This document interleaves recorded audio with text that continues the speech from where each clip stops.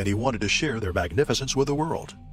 Ryan became a skilled underwater photographer, always on the lookout for that perfect shot that would capture the essence of the ocean's predators. He spent countless hours studying their behavior and movements, observing their hunting strategies, and waiting patiently for the right moment to snap a photo. He dove deep into the ocean, braving the dark and the cold scenery and the chance to capture stunning shots of one of the ocean's most awe-inspiring predators, the tiger shark. As Ryan arrived in Tiger Beach, he was struck by the stunning beauty of the place. He spent several days getting familiar with the area, marveling at the incredible underwater world that surrounded him. The turquoise waters were crystal clear, revealing a world of wonder and mystery beneath the surface. As he dived deeper into the water, Ryan was greeted by schools of brightly colored fish that darted playfully around him. The vibrant colors of the fish stood out against the backdrop of the coral reefs, their movements hypnotic and mesmerizing. The sun's rays filtered through the water, casting a golden glow on everything in its path. The light danced on the sea floor, creating a magical, almost otherworldly ambiance that took Ryan's breath away. He felt as if he had entered another dimension, one where the laws of physics and reality were slightly altered.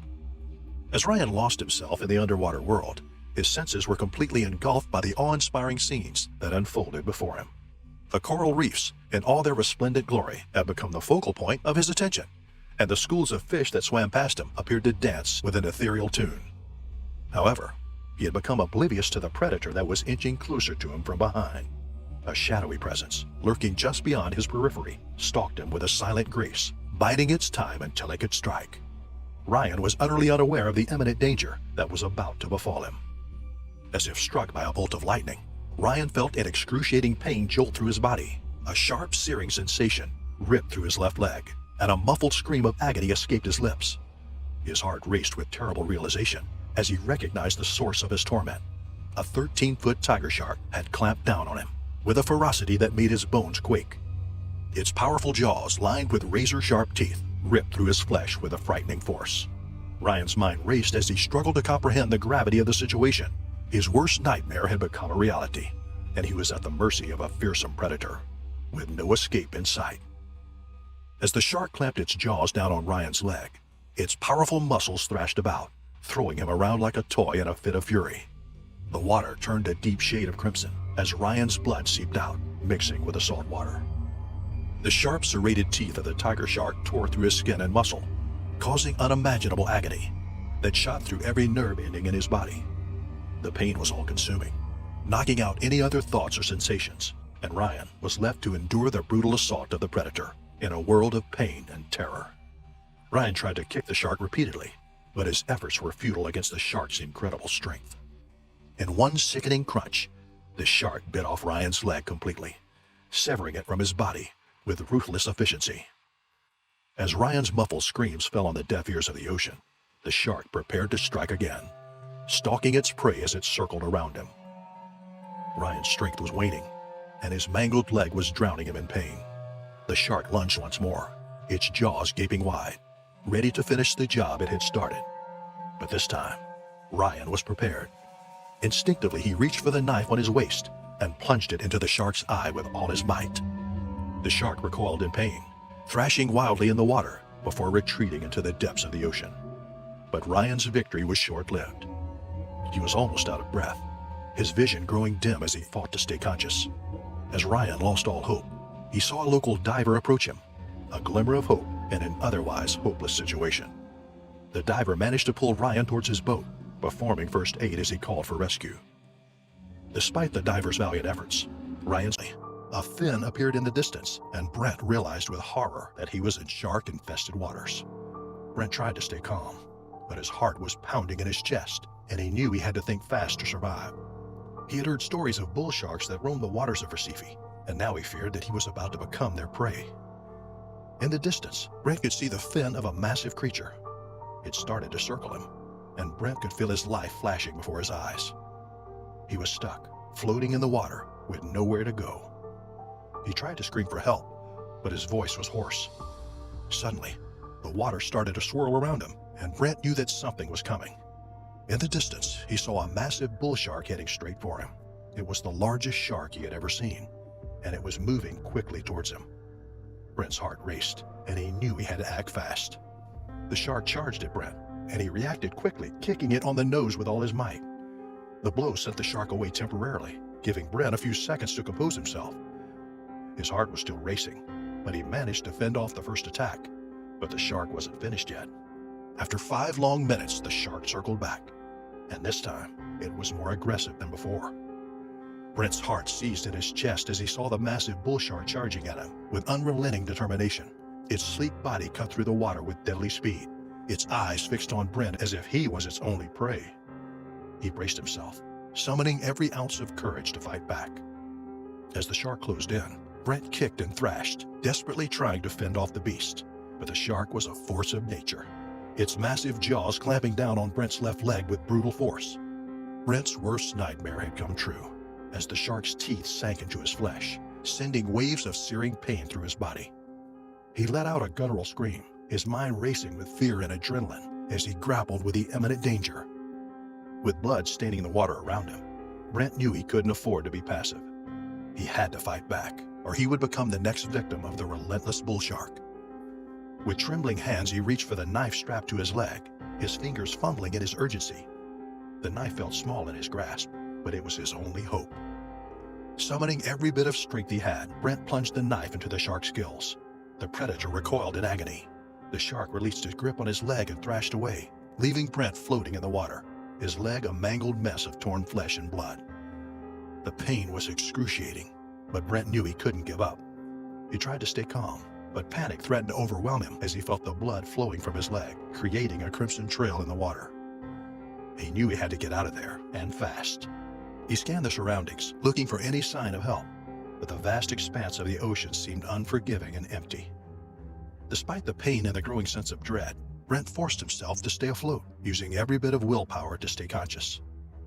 His vision blurred, and the salt water stung his open wound, but he refused to let go. He was determined to survive. Just when he thought all hope was lost, a distant speck caught his eye. A fishing boat was approaching, like a lifeline in the vast ocean. Brent waved his arms frantically, his voice hoarse from his earlier screams, as the crew spotted him and rushed to his aid. Brent was pulled aboard the boat, his body limp, and his mind hazy from the pain and shock. Just any shark, but a killing machine that could detect blood from miles away and could swim at incredible speeds of up to 25 miles per hour. Its sharp serrated teeth were designed to rip flesh and crush bones with ease, and its dark, lifeless eyes conveyed a cold, unfeeling hunger for flesh. As the shark closed in on Mason, its movements became more erratic and frenzied, and its large, muscular body seemed to dwarf the helpless fisherman. The water around it churned and frothed with an unsettling energy as the shark prepared to attack. The crew members felt a wave of panic wash over them as they realized that they were facing off against one of the most dangerous predators in the ocean. Mason fought to stay above the water, his muscles burning from the effort as he kicked and thrashed to keep the shark at bay. The oceanic white tip circled him, its dark, lifeless eyes fixed on his prey with a chilling intensity. Its sleek body moved with sinuous grace, closing in on Mason with each pass, its sharp teeth glinting in the sunlight. Out in agony as blood clouded the water around him. The crew shouted in horror, trying to haul Mason aboard as the shark refused to let go. The beast thrashed and shook its massive head, determined to drag Mason under the water. The fisherman's grip on the rope faltered, but he clung on with all his strength, fueled by sheer willpower and the adrenaline coursing through his veins. In a heart-stopping moment, the shark ripped Mason's leg clean off, leaving a gruesome trail of blood in its wake. Mason screamed in agony, a primal scream that brought shivers down the spine of all his crewmates, trying desperately to pull him out of the water. The scene was brutal. The mixture of flesh and blood swirling like a vortex on the churning water left by the shark that plummeted under the water, taking with it a piece of Mason's mangled limbs. Known to be opportunistic predators, feeding on a wide variety of prey, including fish, turtles, and even other sharks. She has studied the effects of changing ocean temperatures and other environmental factors on the distribution and abundance of prey species, which in turn can impact the behavior of bull sharks. She had received a grant to study the movements and behavior of bull sharks in the Gulf of Mexico and had been meticulously planning her research for months. The Gulf of Mexico was an ideal location for Dr. Sanchez's research, as it was home to a thriving population of bull sharks. She had carefully selected a site for her dive based on her previous observations of shark activity in the area. On the day of her dive, Dr. Sanchez woke up early and prepared her equipment, checking every detail. Did not have the luxury of surprise. She was ready, and she quickly twisted her body to the side, just narrowly avoiding the shark's jaws as they snapped shut in front of her face. She kicked out with her feet, striking the shark's side with all her strength. The impact seemed to stun the shark once again, and it retreated a few feet back, circling around as if weighing its options. Dr. Sanchez knew that she could not keep fending off the shark forever. She needed to make it back to the boat before the shark decided to launch another attack.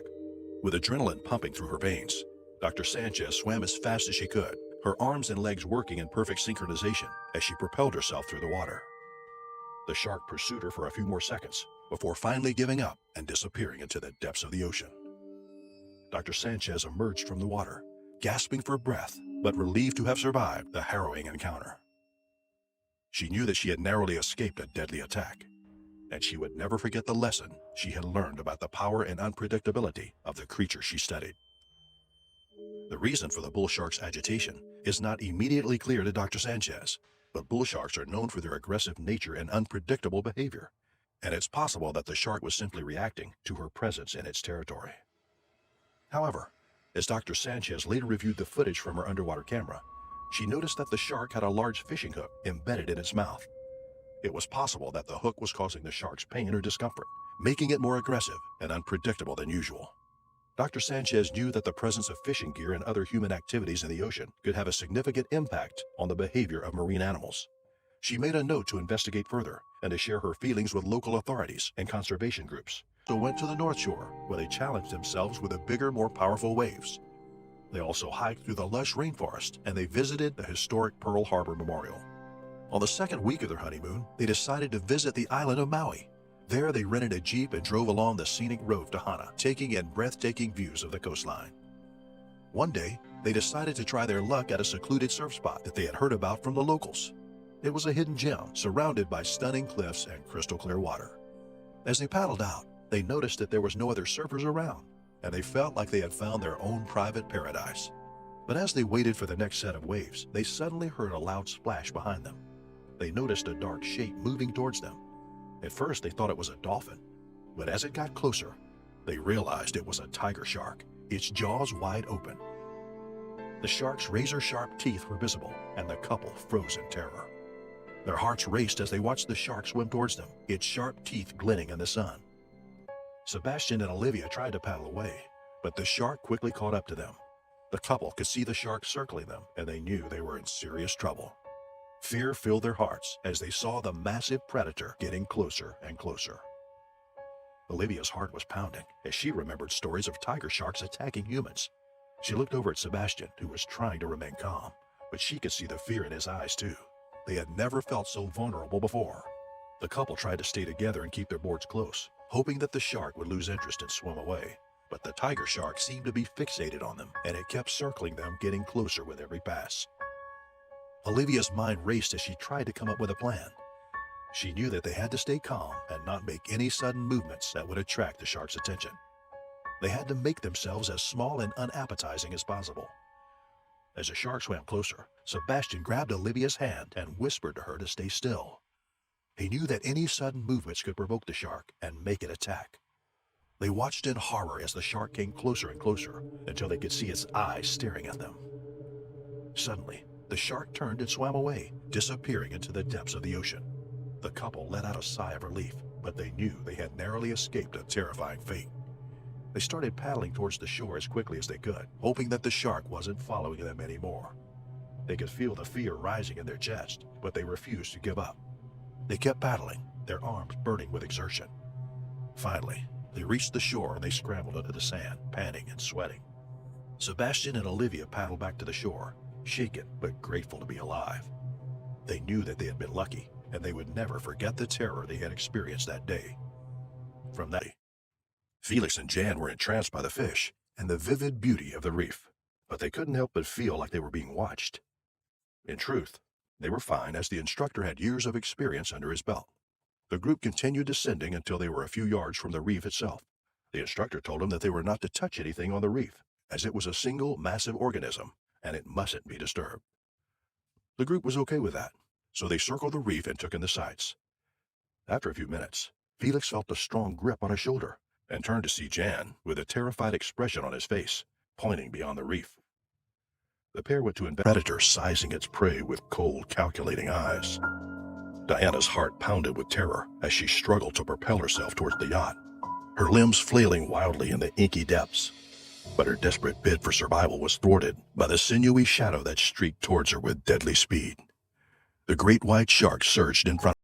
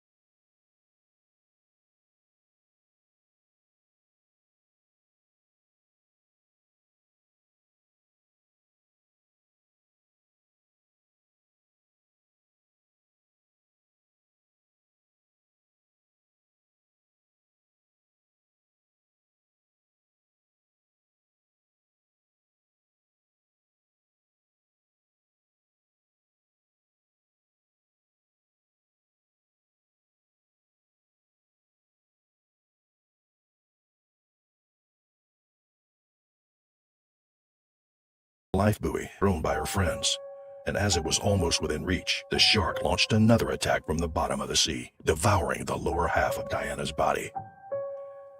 The attack was so sudden and powerful that the shark sprang out of the water with Diana in its mouth. The upper half of her lifeless body, from her torso to her head, was visible as the crew saw the terror on Diana's face. Then, as suddenly as it had attacked, the shark made a massive splash as it returned to the water, dragging Diana to the depths of the sea. And suddenly, a deafening silence engulfed the sea. All that was left was a pool of blood and churning water as the great white shark tore Diana limb from limb. Melissa was petrified to see a pack of tiger sharks stalking the murky waters. In a panic, Melissa swam to the surface and alerted her whole family. The family were in a frenzy, thrashing relentlessly with their efforts to reach the safety of the waiting boat. The chaos caught the attention of the sharks. The pack of sharks swam towards the commotion. Realizing that there's prey in the water, the predators went on a feeding frenzy. The rest of the family were almost upon the boat, but Melissa was not so lucky. In a matter of seconds, she was surrounded and circled around by a pack of hungry tiger sharks. Melissa could see the fins of 5 sharks circling around her. She tried to swim away as fast as she could, but the sharks were faster. Suddenly, one of the predators lunged at her, biting Melissa's left leg. Melissa screamed in agony as she felt the shark's razor-sharp teeth tear her flesh. The water around them was crimson red with Melissa's blood mixing with the salt water.